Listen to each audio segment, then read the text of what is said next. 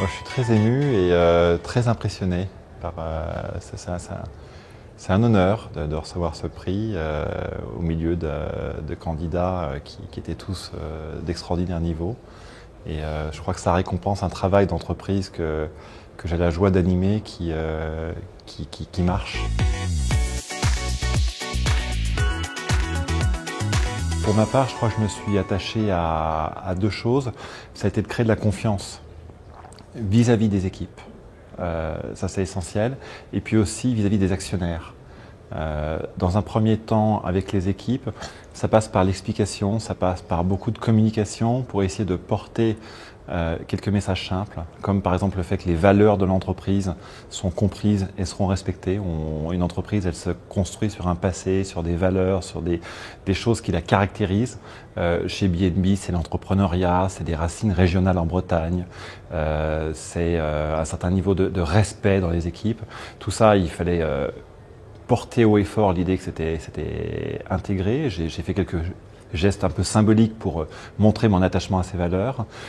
Et puis ensuite, montrer aussi qu'on avait une vision, la faire comprendre, la faire partager, et puis emmener des équipes d'elles-mêmes sur la base d'une vision en leur disant, à mon avis, voilà où il faut aller, parce que si on y va, on va vivre une belle expérience, et que ne pas y aller pourrait au contraire nous exposer à quelques dangers. Et puis ensuite, les laisser revenir avec leurs propositions en disant, d'abord je suis d'accord ou pas, moi j'ai un peu infléchi ma vision en la discutant avec mes équipes, et puis ensuite les écouter avec leurs solutions et porter ces solutions, puis les communiquer. Ça c'est le travail en interne. En externe, c'est un peu autre chose. C'est apporter bien sûr de la clarté à nos actionnaires et puis aussi quelques bonnes nouvelles.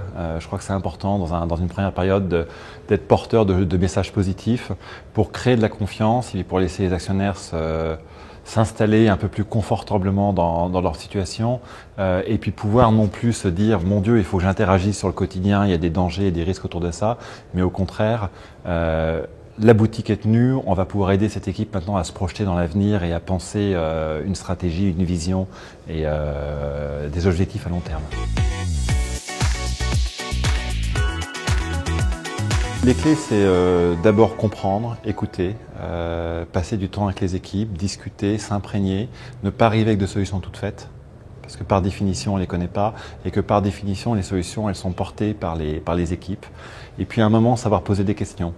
C'est juste poser des questions. Il ne s'agit pas de dire c'est là-bas, il s'agit de dire est-ce que tu ne crois pas que si on fait ça, on peut prendre un risque, que si on est là-bas, il pourrait se passer autre chose. Écouter, et puis comme ça, arriver à construire de la confiance, du respect pour tout le monde.